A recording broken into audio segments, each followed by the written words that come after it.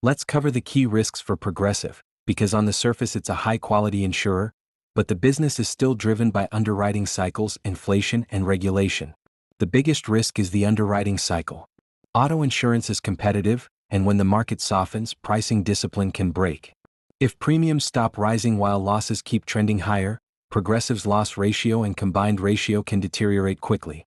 That's why insurers can look amazing for a few years and then suddenly normalize. Second is severity inflation.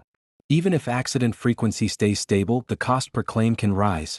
Repairs are more expensive, cars have more sensors and electronics, parts and labor costs move up, and medical costs can inflate.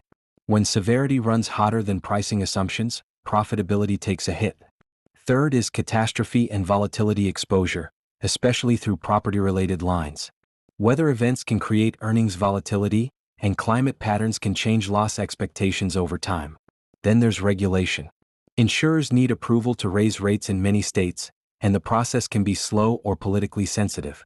If Progressive can't get adequate rate increases fast enough, profitability can lag, even if the risk is obvious. Competition is another real risk. If peers choose to chase market share, through discounts or aggressive ads, you can get price pressure. Progressive is known for disciplined underwriting, but competition can still compress margins temporarily. You also have reserve risk. Insurers set reserves for future claim payments, and if actual losses develop worse than expected, you can see negative prior year development that hits earnings. And don't forget the investment portfolio. Insurers hold large bond portfolios, so changes in rates, credit spreads, and duration affect investment income and book value.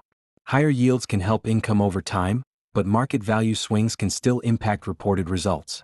Progressive is a best-in-class operator, but investors should watch the underwriting cycle, claims severity inflation, regulatory timing on rate approvals, and competitive dynamics, because those are the levers that can shift results even for a great insurer.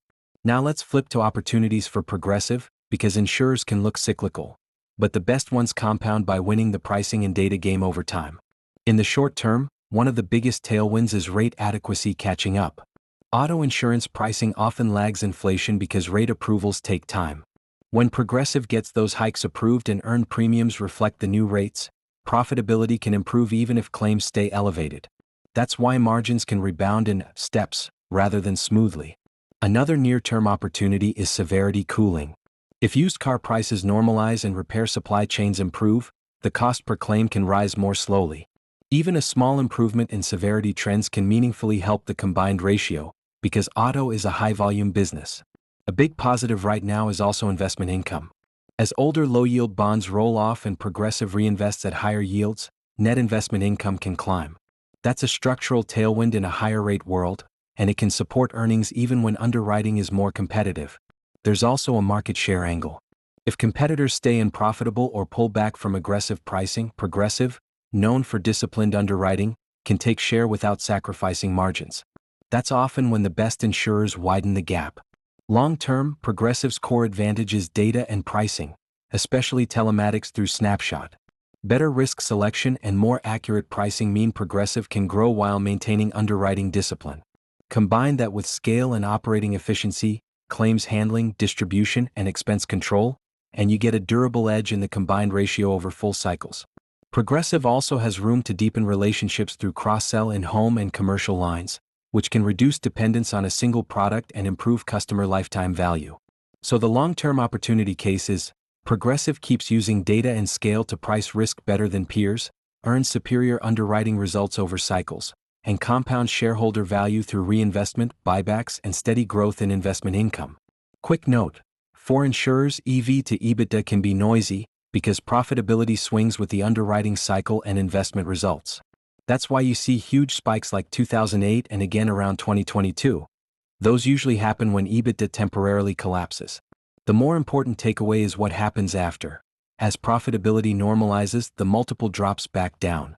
Today's much lower level suggests the market is pricing in stronger, more stable earnings than during those stress years.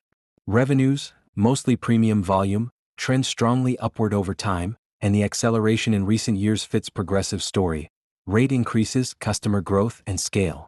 EBITDA is the reality check. It dropped hard in the tough underwriting period when claims inflation outpaced pricing, and then rebounded sharply once rates caught up and loss trends improved. Add higher interest rates boosting investment income on the float, and you get a powerful earnings recovery. This chart basically shows growth is real, but margins are cyclical. This is the underwriting cycle in one picture. In strong periods, margins expand, meaning pricing is ahead of claims costs and the combined ratio improves. When inflation spikes or loss severity jumps, margins compress fast, like the big dip around 2022. The more recent expansion suggests Progressive regained control through pricing discipline and better loss experience. The watch item: if competition returns aggressively and pricing softens, margins can mean revert. So this is great momentum, but insurance always cycles. ROIC and ROA tell us how efficiently Progressive turns capital and assets into profit. The pattern is classic: high returns in good underwriting years, then a sharp drop when the loss environment turns against the industry, then a rebound once pricing resets. The strong recent jump signals a business that's executing well. Rate, risk selection, and claims management are working. The key question for investors: are these returns peak cycle, or can Progressive sustain above-average profitability longer than peers? Progressive generally runs with low leverage, and that's a strength in a cyclical industry. Less balance sheet stress when underwriting gets ugly. Notice the spike around 2022. That's less about debt exploding and more about EBITDA temporarily collapsing, which mechanically drives the ratio up. As earnings recovered, the ratio normalized quickly. For insurers, the bigger focus is usually capital adequacy and liquidity, but this still supports the idea that Progressive keeps financial flexibility for buybacks or special dividends in strong years. EPS is volatile here, and that's normal for insurance. When underwriting is strong, earnings can surge. When claims inflation hits, profits can drop fast. You can see stress years like 2008 and especially 2022, followed by a powerful rebound as pricing catches up. The recent highs suggest Progressive is currently in a very favorable profitability phase, helped by better underwriting results and stronger investment income. For valuation, I'd avoid judging the stock on a single year. Think in terms of normalized EPS across the cycle. Progressive's dividend profile is unusual. It's not a classic, steady raise every year stock. A big part of returns can come from special dividends when capital builds after strong underwriting years. That's why you see years with big jumps. Those are typically management returning surplus capital rather than committing to a permanently higher base dividend. So the dividend here is best viewed as variable, tied to profitability and capital levels, not a guaranteed trend line. This chart looks wild because it's measuring growth off a dividend that's often special and irregular. Massive positive years and big negative years don't necessarily mean the business is unstable. It often just reflects the timing and size of capital returns. So dividend growth rate isn't the right quality signal for Progressive. A better approach is, look at total cash returned over 3 to 5 years plus buybacks, and judge whether underwriting performance and capital strength justify continued payouts. Payout ratio is also tricky for Progressive because special dividends can make the ratio spike even if the company is still financially healthy. A high payout year, like the big jump you see, often reflects one-time capital return timing, not a permanently unsafe dividend. The real risk check is, after catastrophes, inflation shocks, or a bad loss year, does Progressive still maintain strong capital and pricing discipline? If yes, payouts can continue, but remember, with Progressive, dividends are discretionary and cycle-dependent. Let's look at the analyst sentiment for Progressive. We've got 4 strong buys, 4 buys, 15 holds, 1 sell, and 0 strong sells. So the big headline here is the large hold majority. That usually doesn't mean analysts dislike the business.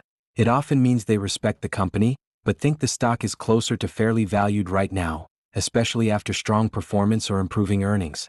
At the same time, 8 analysts are still in the buy camp, which tells you there's still confidence in Progressive's advantages: pricing discipline, scale, data-driven underwriting, and strong profitability when the cycle is favorable.